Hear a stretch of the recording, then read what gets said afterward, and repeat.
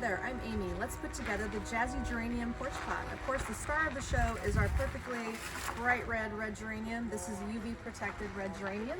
We're going to cover the 14-inch pot of dirt here with our foliage bushes. These are going to be a geranium bush with a white edge and an ivy bush, both good for outdoor.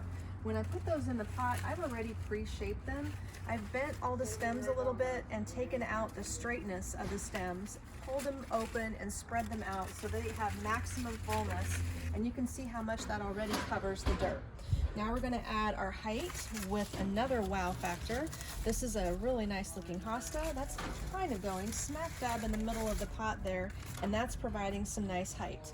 So our geranium has this terrific contrasting background. Doesn't that look fantastic?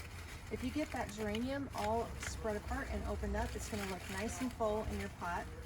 Just wanna make sure everything gets bent around for maximum wow factor. Then we're adding in some of our yellow and a little extra height with our bud stem.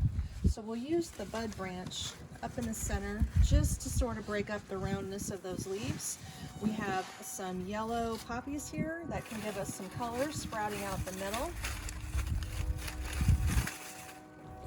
One on the upper left, one on the upper right.